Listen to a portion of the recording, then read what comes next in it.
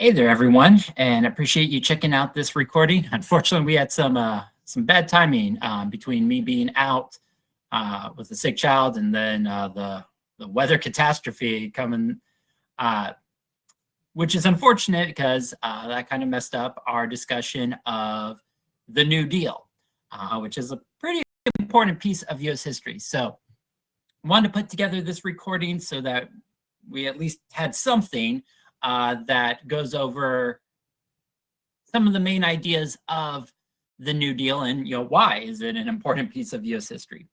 So it does come with a lot of vocabulary, as we will see. There's a lot of pieces that make up this government strategy known as the New Deal. So feel free to pause the recording to jot down the vocabulary. But as far as why study the New Deal? Well, it's one of the things we've talked about as a benefit of studying history is it providing us with different examples to help us get a sense of what might our own political views be. And so the New Deal is probably one of the best examples of really kind of embracing what we would describe as being a more liberal approach to government. That can then be used, in evaluating our own political views. The New Deal is really kind of a turning of the corner in terms of what government does and what do people expect out of the government. We previously talked about how President Hoover was convinced Americans would not accept charity from the government even if it was offered. And in part, that's because that's not really something the government had ever done before in the history of the United States. The New Deal is going to change that. And with that, a change within the country in terms of what do we expect out of government today, especially in times of crises. So I think that does nicely tie into some of these student questions of, how much of an impact did the Great Depression have in creating modern American government programs? We will look at that as these New Deal programs are very much in response to the economic struggles of the Great Depression, as well as then kind of look at some of the effects and impacts of the New Deal. Also, then just a reminder again, your Great Depression letter due on February 1st. So want to get started on that if you haven't already. Want to make sure you get that turned in on time. So Franklin D. Roosevelt, as we saw, easily wins the 1932 presidential election. As many Americans want government to go in a new direction after feeling like Herbert Hoover's policies were not meeting the demands of the moment. And so when Roosevelt gets sworn in as president, which back then was in March of the following year. It's ultimately a constitutional amendment that moves presidential inaugurations back into January. He hits the ground running for a couple of reasons. One, generally speaking, presidents typically have the most popular support from the country at the very beginning of their presidency. And if we think about why that is, one, people tend to be more optimistic, especially if it's a new president, of like, hey, this president sounded great. They're going to do all these things. Let's go. We're supportive. Let's see how it works out.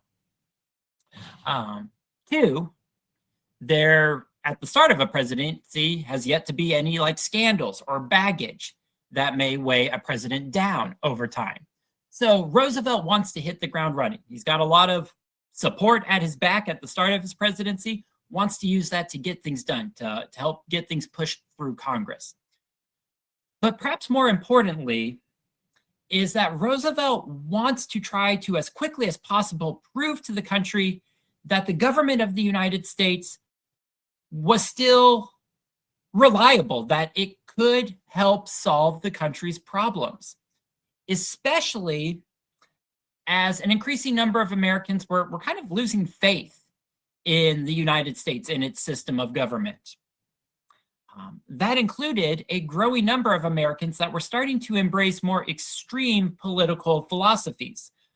Some people are going to head further to the right and embrace fascism. We'll talk more about what fascism is in our next class. Others are going far left and embracing communism, believing that the old ways of doing things have failed us.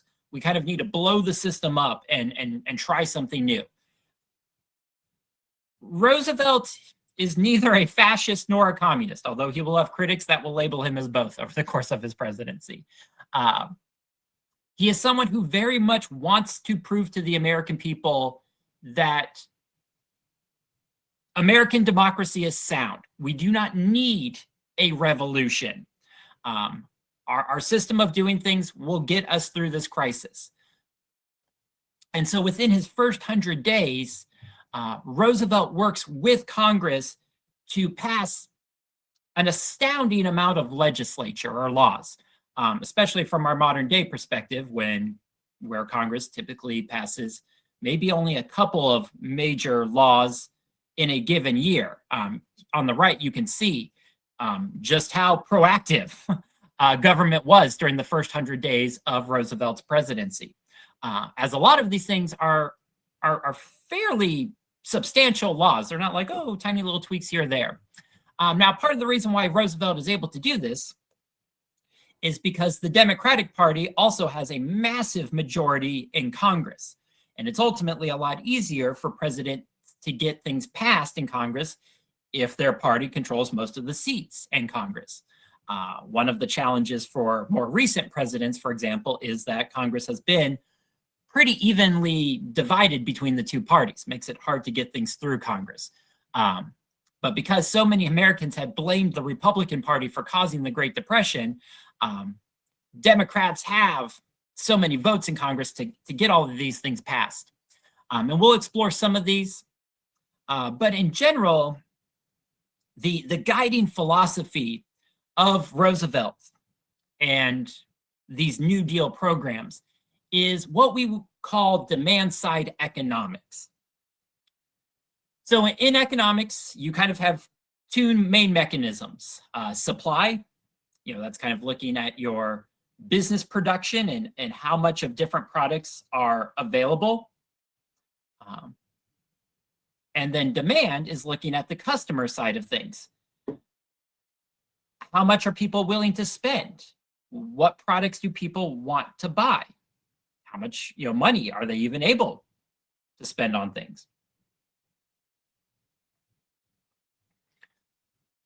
And so Roosevelt is going to believe in demand-side economics, which argues that the way that you grow and improve an economy is you focus on improving demand, which means you focus on improving the economic conditions of buyers, customers. If economic conditions improve for everyday Americans, they will spend more money on businesses, and that's how we'll get the economy back on track. This is in contrast to what we would call supply-side economics, which argues that if you improve conditions for business owners and the rich, that will improve overall economic conditions in the United States, which we'll talk about in more detail when we get to Ronald Reagan's presidency. Roosevelt doesn't agree with that view. His view is, let's help out the people at the bottom. If we can improve the economic condition for people at the bottom, they will spend more money. That will mean more money for businesses, and that will grow the economy overall. One of the other defining characteristics of Roosevelt's presidency, what become known as his fireside chats.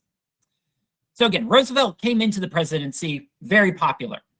A lot of voters voted for him. He wants to keep that support. Roosevelt recognized the importance of keeping popular support on his side. That gives him ammunition to go to Congress and say, hey, we need to pass these laws that I want passed. What the American people want, They support it. We don't want to disappoint them. We don't want to anger them, for the next election. Let's get it done. Which, of course, to a certain extent, like all presidents recognize that. All presidents give speeches. They, try to get people on their side. But compared to Herbert Hoover's style of, that positive spin on things. Oh, no need to worry.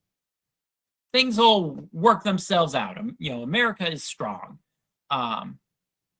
which increasingly Americans viewed as being out of touch with the reality of things. Roosevelt would give regular radio speeches that came across to listeners as being very authentic and informal, in the sense that he would try to empathize with Americans. I know these are tough times. I know many of you are struggling, to put food on the table. Many of you are, struggling to find, to bring in money. He would sympathize with them, which a lot of people appreciated.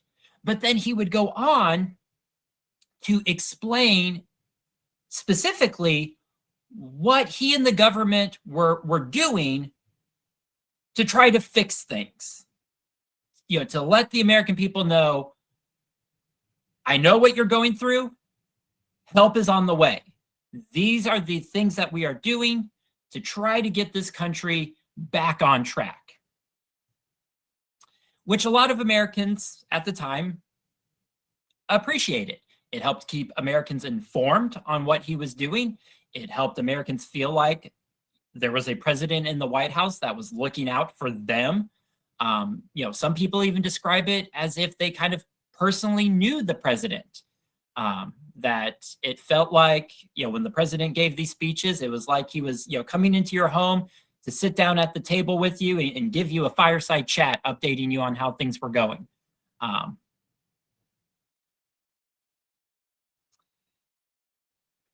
Now, part of the success of this was the fact that, radio was the primary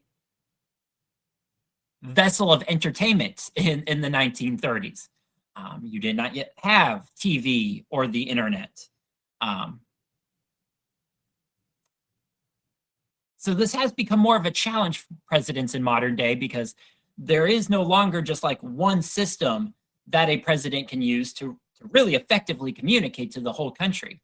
So when we think about political leaders today, it's trying a lot of different things and seeing what sticks. That can include things like, giving speeches today on TV versus the radio. But increasingly, it's also, having a presence online, on social media. As presidents struggle of like, how do you connect with the American people today when we're all using, different systems of media? Of course, we also need to spend some time during this time period talking about Eleanor Roosevelt, FDR's wife and first lady during his presidency. Now, up until this point, we've really not spent time talking about the first ladies of U.S. history, which a lot of that's just due because of our limited class time. But it's also due to the fact that up until this point, the first ladies tended to not get much involved in politics, in part because they were not expected to get involved. That was not seen as being the job of the first lady. The job of the first lady was to be a hostess at the White House, to organize and oversee dinners and parties and things like that.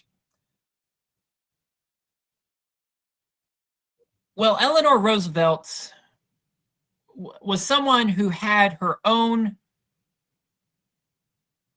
goals and convictions. And she was not someone who was just going to stay at the White House hosting dinner parties. That was not the kind of person she was. And so she will set a new standard of a much more politically involved first lady, who will discuss her own opinions on political matters, who will put pressure on her husband, to pursue her own political goals, who will travel the country in pursuit of her political causes, who will continue to be a writer and write explicitly political articles. Which, if you stop and think of, like, well, how might the country respond to that at this point in time in the 1930s? And the answer is divided. Nowadays, Eleanor Roosevelt is celebrated as one of the best first ladies of all time. And there were many who recognized that during the 1930s, as she became a role model to many Americans, especially women in the United States, who did not have very many political role models up until this point in U.S. history. But she also received a lot of controversy. As we talked about going through the 1920s, things are changing for women in America during this time period, but there was also a lot of social pushback against that. People who said, hey, that's not how I grew up. That's not how women behaved when I was younger. I think things should stay with tradition. I think things should be how they were in the past.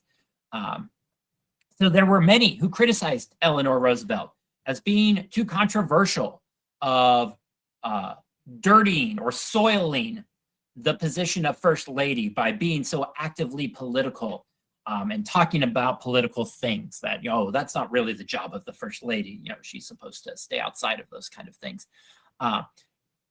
Especially because Eleanor Roosevelt was not afraid to discuss controversial things that were important to her. And so one of the causes that she thought was important was improving things for African Americans in the country, at a time when many Americans, including many within the Democratic Party, were against that.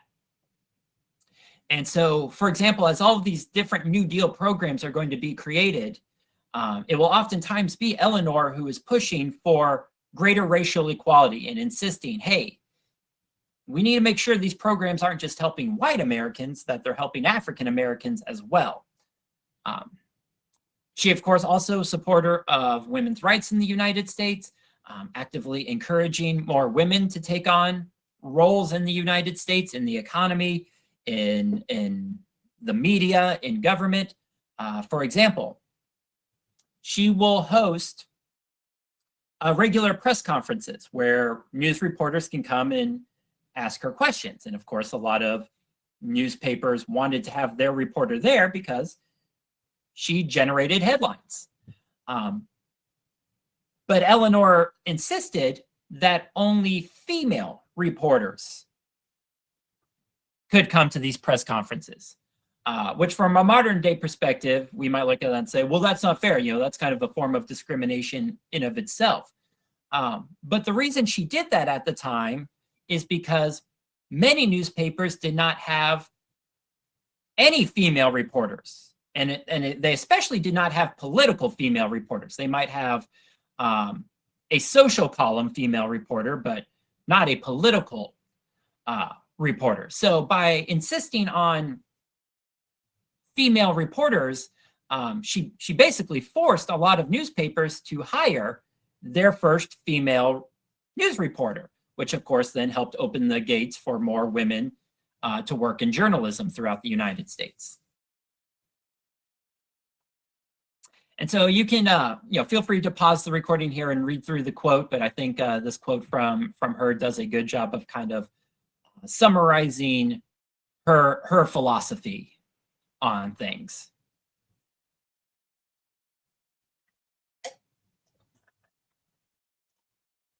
All right, so then let's get into the details of the New Deal. What exactly is this that we're talking about? So the New Deal could be defined as FDR's ambitious policies to try to use the force and resources of the government to directly respond to the causes and effects of the Great Depression, to try to get the nation's economy back on track. And historians often categorize the various laws and programs of the New Deal by trying to tackle three major goals, or the three R's, as they're known as: relief, recovery, and reform. And so to kind of help understand what each of these three things mean, I like to use the comparison of a person getting injured. So let's say, for example, we have a child who's playing outside in the yard. And in the yard, there's a shed, and there's a series of containers or whatever that allows the child to climb up and ultimately get onto the roof of the shed, and playing around on the shed before falling off and maybe breaking a leg or something like that. So we now have an injured child, and the first thing we'd want to do is provide relief. We want to do things that provide immediate assistance for that child. So that's probably going to be, taking them to the hospital,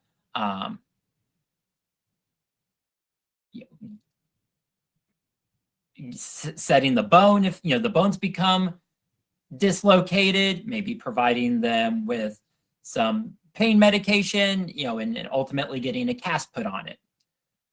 What are the things we need to do immediately to try to ease the suffering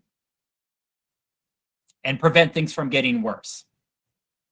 And so that's what we mean when we talk about the New Deal providing relief. What are things the government can do very quickly to try to provide some immediate short-term assistance? Things that could help prevent things from getting worse, and let Americans know, okay, help is on the way. Things are getting better. That's kind of step one of what we want to achieve here. Our next step then is recovery, getting us back to where we were before the crisis, or with the child. That's going to mean wearing the cast, to let the bone heal. Maybe doing some sort of physical therapy, doing stretches, kind of that long-term recovery, to get us, back to full strength, to get the child back, to be able to walk on the leg and run on the leg and all of that stuff.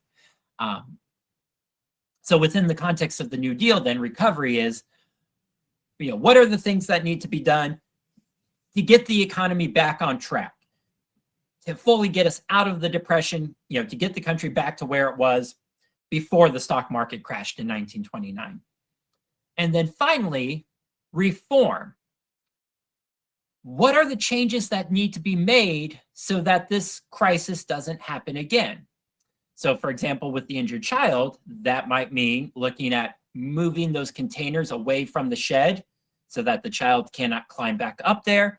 Probably means having conversations with the child, on the importance of safety and why it's a really bad idea to climb up on, the roof of the shed, and how that can be really dangerous, to try to make sure that doesn't happen again.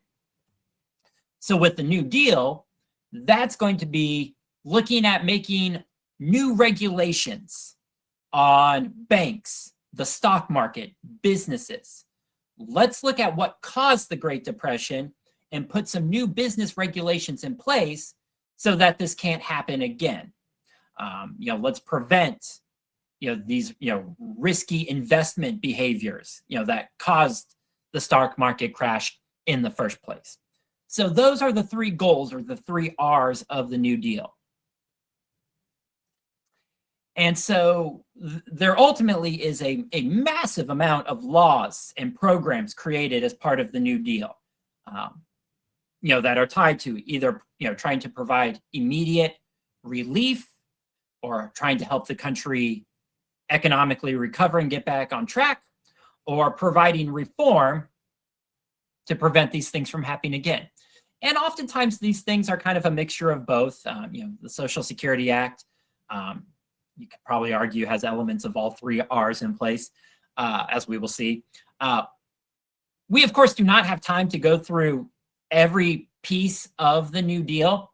So just note, we're kind of just scratching the surface, some of the highlights today. But one of the first things that Roosevelt and Congress put into place is the Emergency Banking Act, a law that did a couple of things. One is it put the nation's entire banking system on a bank holiday, which is really kind of a nice way of saying we think the banking system is so messed up that we kind of have to hit the pause button before the whole thing collapses. But that would probably freak people out. So we're just going to call it a bank holiday. Oh, that sounds nice, a bank holiday. Ooh, pleasant. But what this banking holiday then does is it gave government the time to do the second part of the law, which was investigating the various banks of the United States, kind of checking their finances to see, are you good to go back to business? Or is your financial system at this point beyond repair? Looking at, how much funds do banks have? Are they going to be able to survive or not? So as the government is examining the bank's financial systems, if ultimately they were viewed as being unsound, the government would begin the process of, in a more stable manner, closing the bank down versus the panic bank runs that we talked about last week. So on the flip side, if the government investigated the bank and things looked good, then the bank was given the green light to open back up. And part of that was to give Americans confidence that, okay, moving forward, if a bank is open, that means it has been investigated by the government, that the government kind of gave it the green light that this bank is secure. You can go ahead and put your money into this bank and it's not going to close on you the very next day. As a way to try to stabilize the banking system in the United States, because what had become the issue was that bank closures were kind of becoming a chain reaction. Because sometimes banks do business with one another. Again, in economics, everything is interconnected. So, in order to provide immediate relief, we kind of had to put the country's banks in timeout and kind of hit a reset button. And that's what the Emergency Banking Act did. But understandably, a lot of Americans still had a lot of reluctance to trust banks and start putting their money back into banks. And again, that's a real problem, because if no one is putting money into banks, then banks don't have money to provide loans for people to do things like buy houses, or to give business loans when businesses need to get through an economic rough patch. And so Roosevelt is further thinking about, how can we rebuild American confidence and trust in putting their money into the banks? And so from that, we get the Federal Deposit Insurance Corporation, or the FDIC. And so the FDIC is essentially bank insurance that is provided by the government. Here in the United States, when we talk about insurance, that's usually through private businesses. You buy car insurance from a business, you buy home insurance from a business.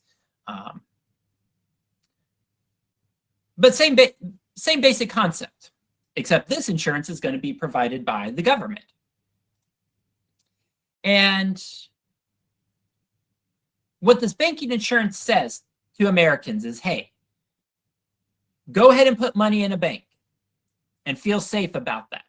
Because even if something happens to that bank, if the bank gets robbed, or the bank closes down because of bad economic practices, you will get your money back from the government itself, if need be.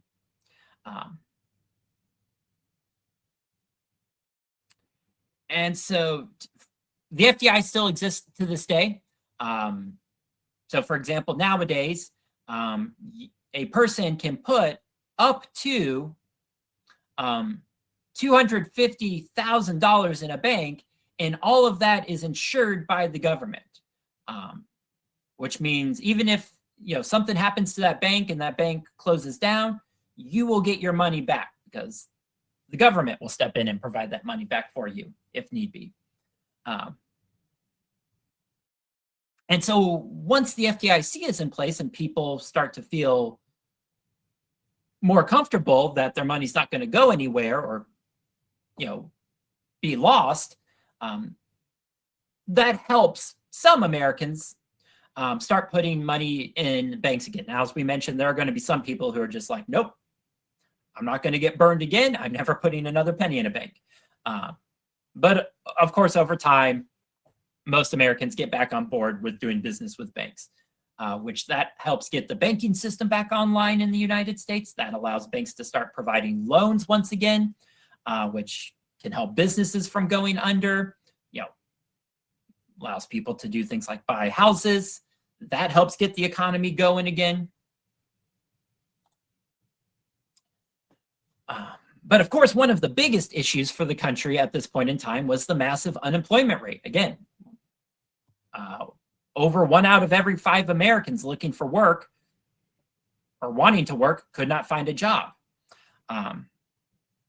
Especially large numbers of young men in their late teens, early 20s. Really hard for them to find a job at this point in time. And so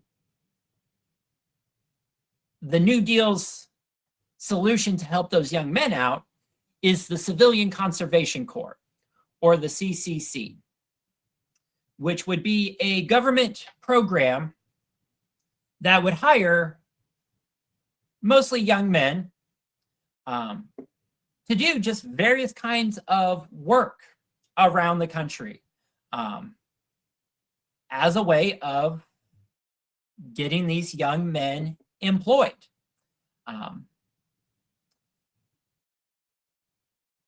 Especially because during this time period, you had a lot of young men who couldn't find a job, so they're still living with their parents, still living with their family, and some of them unfortunately coming to the conclusion that they were just an economic burden on their family, that they were another mouth for their parents to feed. They weren't bringing in any income to help their family out, and so unfortunately some came to the conclusion that the best thing they could do for their family was to just leave home. But again, they don't have a job, they have nowhere to go, so most of them became homeless, living in Hoovervilles and things like that. So the CCC provided those young men with an alternative. Well, rather than just run away and become homeless, or maybe engaging in criminal activity as a means of survival, you could sign up for a job with the CCC, where you would do things that would help improve the country, doing things like building roads and fences, planting trees to help address the issue of deforestation, that had occurred throughout history. Also thinking about the Dust Bowl and the issues there, building and improving national parks. And so the CCC did a number of things. It got unemployed young men off the streets and provided them with a job where they are then earning an income, with the program providing a system that would also then send money back home to their families. So then they're also helping to support their families versus feeling like being a burden on their families. And so a lot of young men are going to be greatly appreciative of the CCC, of thing that saved their life for one reason or another. But the program is not without its criticisms. One, from our modern day perspective, is the fact that the program was racially discriminatory. As with a lot of New Deal programs, they will end up providing more support disproportionately to white Americans than racial minorities.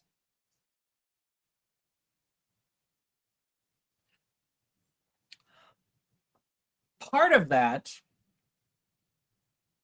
is because while Franklin D. Roosevelt, as a Democrat, is wanting to move the country in a more liberal direction, historically, the Democratic Party had been quite conservative. And so, especially among Southern Democrats in Congress, there was a resistance to the idea of providing too much government support to African Americans. And so, as a compromise, with Roosevelt's attitude being something is better than nothing, most of these New Deal programs were created at the federal level, but in terms of administration and day-to-day operations, that would be handled at the state and local level. So especially in southern states, that allowed for a large amount of racial discrimination. And so especially in the South, but really throughout the country, African Americans were denied New Deal benefits that white Americans more easily received.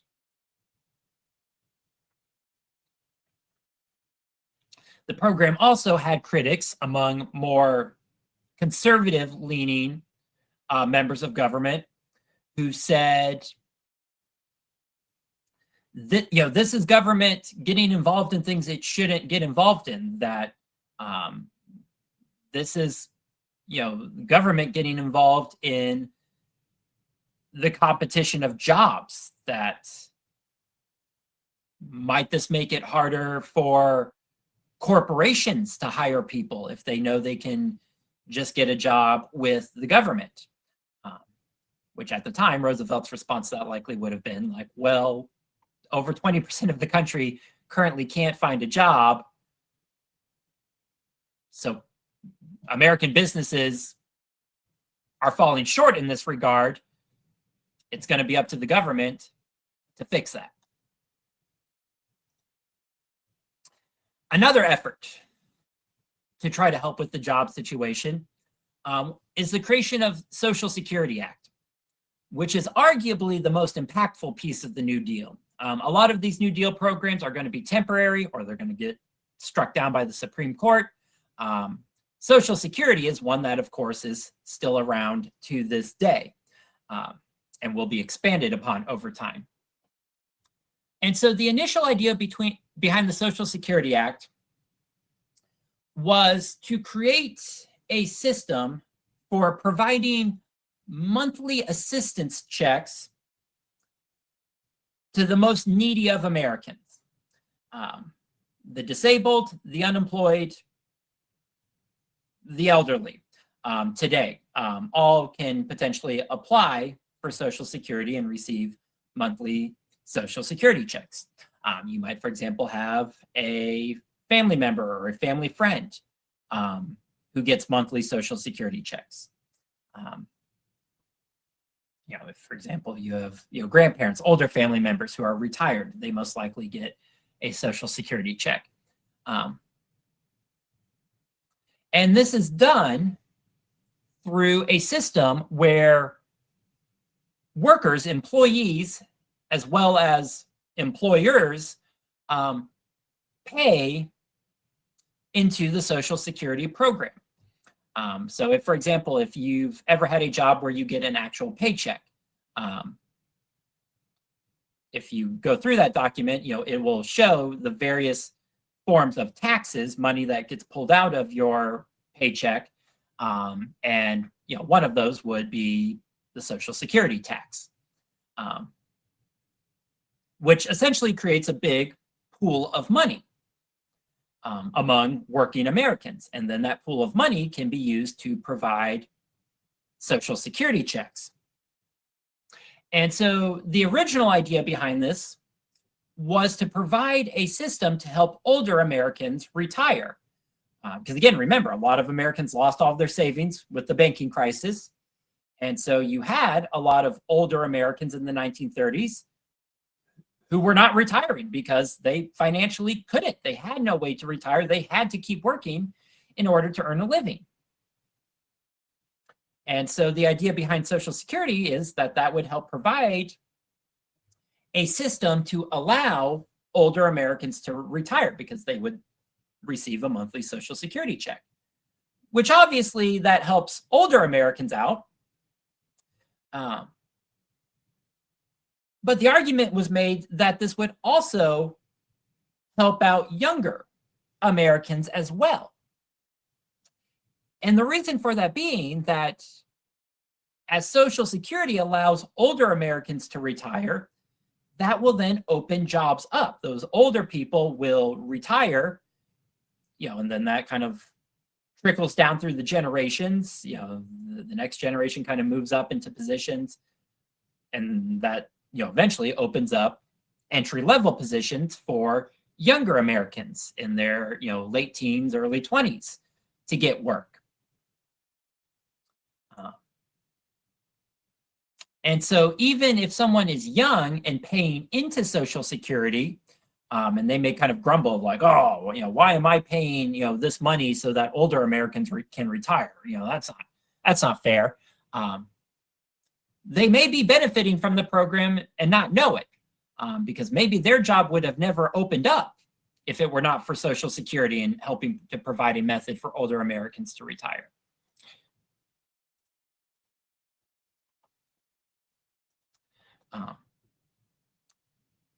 And so today, Social Security is one of the most popular things that government does. Even when Americans, generally have a sour opinion of government, when they're asked about their thoughts on Social Security, they're like, "Oh, I like that. Definitely keep that around." And as we will see over time, Social Security will be expanded. But at the time, critics protested the idea of government providing direct financial support to Americans, that it would create a mindset of entitlement among Americans, that Americans would expect government to help them out when times get tough, or that they might even become lazy. Oh, yeah, I don't need to work. The government will just take care of me. That oftentimes gets over exaggerated. I'm not going to say that no one has ever had that mindset. There are definitely examples of people that have schemed to, take advantage of programs like Social Security or, food stamps or, other programs like that. But at this point, we've had Social Security around for almost 100 years, and obviously the vast majority of Americans do get jobs. In part because Social Security is not designed to just like provide people, a life of luxury. It's something to make sure like you don't become homeless. But if someone wants a more comfortable standard of living, yeah, you're still going to need to go out and get a job. But it is a game changer in the history of the United States, because yes, it will kind of change American attitudes towards government. This attitude of, yeah, when Americans are going through a crisis, government should help out. Government shouldn't just stand back and be like, you guys figure it out. You're a problem, you're a mess. And so, for example, this can be reflected, more recently in things like, when we had the COVID shutdowns, you had the government send out COVID stimulus checks, in part because there was kind of this expectation among Americans of like, okay, we are going through a crisis. Most of us can't go to work because everything's shut down because of COVID. Like, government should do something to get people through this tough time.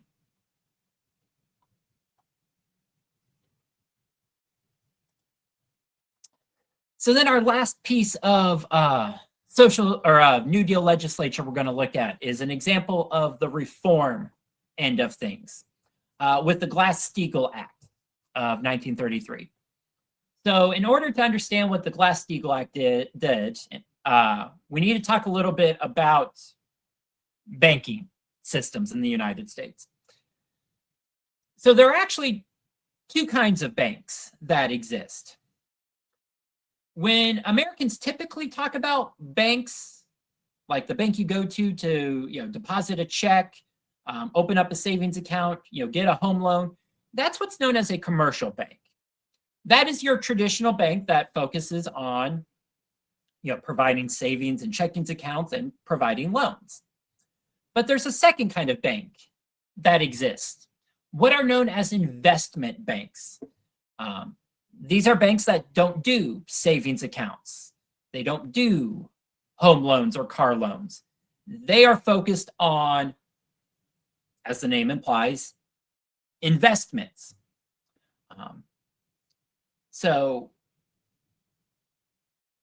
typically, the average American does not get too involved in an investment bank. But if someone has a large amount of money and they're looking at turning that into even more money, they might work with an investment bank of saying, okay, I have these funds. I want the investment bank to look at different programs or investments that this money can be put into to grow into even more money down the road, such as the buying and selling of stocks and bonds for its customers.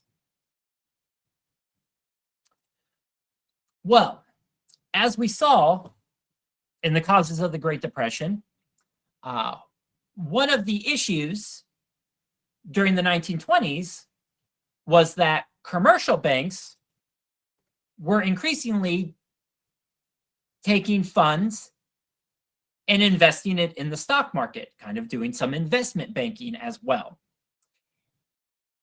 And of course, that ended up being an issue because then when the stock market crashed, those commercial banks lost a bunch of money and ultimately people's savings and went out of business.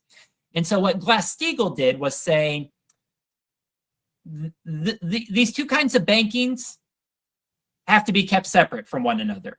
If you're going to be a bank that manages people's savings accounts, for example, you cannot be involved in investment banking. You cannot then be putting money into the stock market and things like that. Out of this idea of like, well, that was one of the bad behaviors that caused the Great Depression in the first place. So let's just put a new regulation in place saying banks can't do that anymore, as a way of trying to learn from the mistakes of the past and not let banks do the kind of things that caused the Great Depression in the first place, as a form of reform.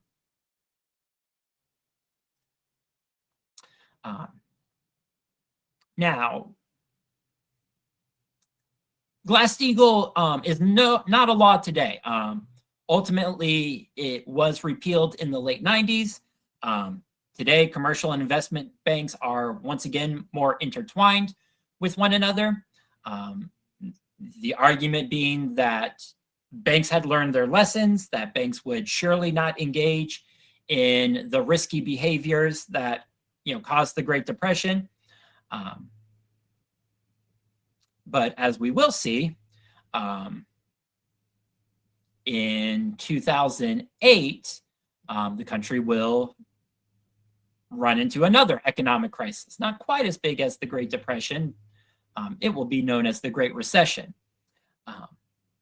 And so there continues to be ongoing debate in the United States of how much freedom should banks have in terms of their operations versus how much regulation should the government put in place. With some saying, strict regulations need to be put in place so that banks don't mismanage customer funds and cause another economic crisis. Other people arguing that too many regulations slows the economy down. Banks aren't able to be as nimble in creating economic growth.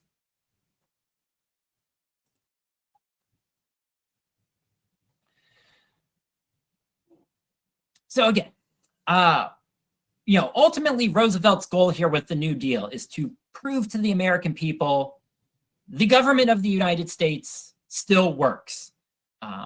American democracy can still get the job done.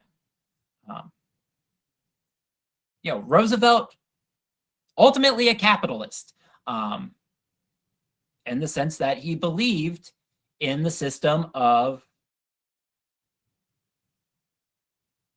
American industry. He's not a communist. He is not looking to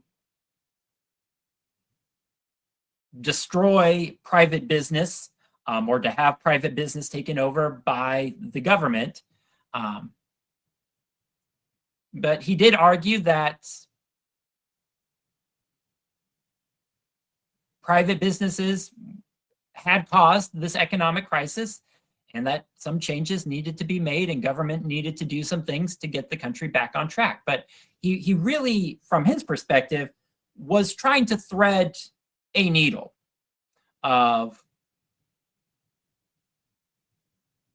doing the things that needed to be done to prove to the American people that government could still work,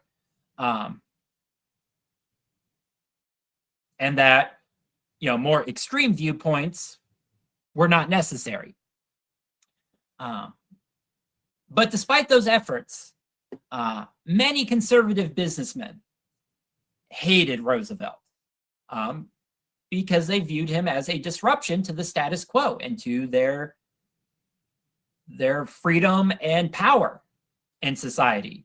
If you, for example, were a successful banker that was used to having a lot of freedom to manage your bank how you saw fit, you probably resented the fact that the government was coming in and telling you, to temporarily shut down and to examine all of your financial records and to limit what kind of banking activity you could do.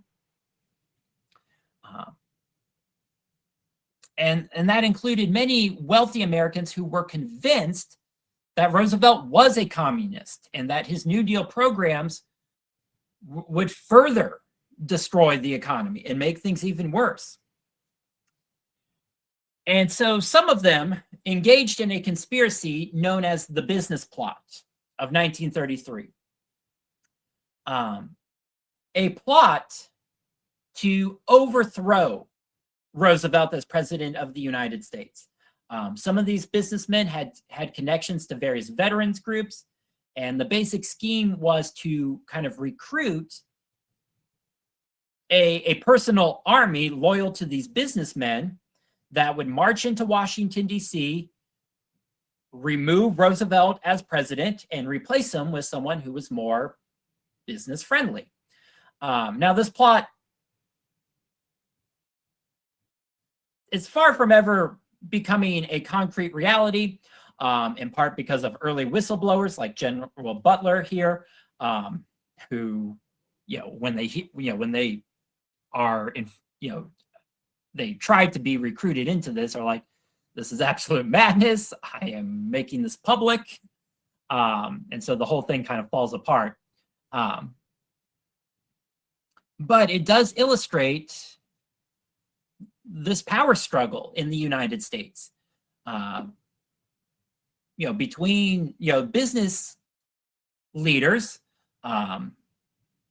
who have become very comfortable with having a lot of freedom and power in the economic operations of the United States.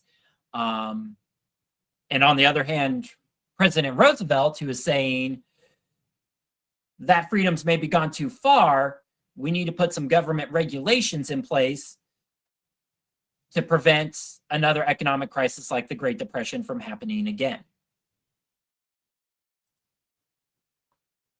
But here we see the election map for 1936 when Roosevelt ran for re-election. Roosevelt, being the Democrat, is in blue. And so looking at this, kind of want to ask the question of, okay, after Roosevelt had spent 4 years in the White House, how did the country feel about the job he was doing? And if we look at this map, the answer seems to be large amounts of approval. This is an electoral landslide. Roosevelt wins all but 2 states, Maine and Vermont, which Vermont especially is kind of ironic, as Vermont today is one of the most liberal states in the country, but a little bit of a different environment back then. Over 98% of the Electoral College vote, over 60% of voters saying, we like the job that Roosevelt is doing. We want to keep going in this direction. And so, at least politically, the New Deal is very successful in that regard. It did convince a lot of Americans that, Roosevelt was actively working at trying to fix this crisis. And Americans wanted him to stick around. Now, on one hand, this is going to boost Roosevelt's confidence of like, hey, I did even better than the first time I ran for president. People really like me. I'm gonna try to keep pushing things further. That at one point is going to include an effort to try to pack the Supreme Court with more liberal justices. One of Roosevelt's frustrations during his time as president is that the Supreme Court would routinely strike down various New Deal programs, arguing that they were unconstitutional. And so Roosevelt responded by threatening to expand the size of the Supreme Court, which would then allow him to appoint more liberal judges that would more likely side on his behalf. That does create some public pushback that causes him to back down, but part of it might also just have been trying to send a message to the Supreme Court, as afterwards, the Supreme Court starts to be less aggressive in striking down all of these New Deal programs, in part because many of those Supreme Court judges had been appointed by previous conservative presidents who did not agree with Roosevelt's more liberal interpretation of things. So to wrap up today, then, we probably should ask the question of like, well, what was the impact of the New Deal? Like, did it work? Did it get the country out of the Great Depression? And ultimately, the answer is it's complicated, which of course then creates wiggle room for argument and debate, especially depending on a person's political views. I think definitively we can say that it did not make the Great Depression worse. Roosevelt takes over in 1933, and we can see that over the course of his first term as president, unemployment does come down. Now, some people might say, well, look, it shot up here in 1937, which, yes, it did for a little bit. But it does come back down. And coincidentally, during this time period when it shoots up is when a number of New Deal programs stopped operation under this idea of like, okay, things seem like they're back on track. Maybe the job's done. But then when employment shot back up, a little bit of reversing course. So we don't really see any evidence that it made the Great Depression even worse. Some people might argue that it didn't really fix things, that unemployment was naturally going to come down on its own over time. And ultimately, the economy will not get back to where it was before the Great Depression until World War II, which requires massive military production, as we will talk about, which opens up a huge amount of jobs and gets unemployment back below 5%. Although it should probably be pointed out that during World War II, you have the government even more involved in economically guiding things than you did during the New Deal.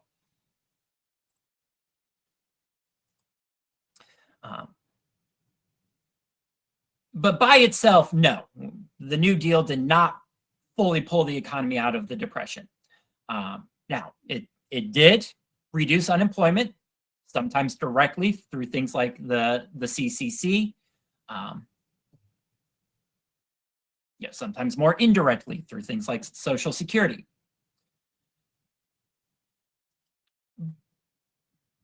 But what some would argue is perhaps the most important contribution of the New Deal is it rebuilding American confidence in the country and its governing institutions. Because as we will talk about in our next class, during the 1930s, a lot of other countries are going to embrace political extremism. Things like communism and fascism. And as we will see, those systems are really not going to work out, especially for the everyday people that live in those countries. America, thankfully, avoids having any sort of political revolution or dictator takeover, in part because Roosevelt's New Deal helped reassure Americans that kind of thing was not necessary. We did not need a political revolution, that we could continue to use the system of government we have under the Constitution to get us through the country's challenges. In addition to that, various New Deal programs will help invest in the infrastructure of the United States. We mentioned the CCC, building roads and fences and planting forests across the United States. Another program, the Tennessee Valley Authority, will build electrical power stations in the Tennessee Valley, a part of the country that electrical companies had largely skipped over under the argument of not enough people live there and it would be too expensive to build an electrical grid in that part of the country, so we're just not going to do it. That was one of the realities of living in America in the 1930s, or before the 1930s, is if the electrical companies didn't view a part of the country as being profitable to bring the electricity to, you just didn't have electricity in that part of the country. And so programs like the Tennessee Valley Authority helped bring infrastructure to parts of the country that were otherwise being left behind by private businesses who viewed those parts of the country as not worthwhile. Not enough money can be made in those parts of the country. We will focus our efforts elsewhere. Now, ironically, the Tennessee Valley Authority ends up generating a profit and ultimately gets sold off to private electrical companies for maintenance after everything had been set up. So that is a very quick overview of the New Deal. If you have questions about anything or would like more information about anything, shoot me an email. I'm always happy to discuss things further. Thanks for watching, and I'll see you next time in class.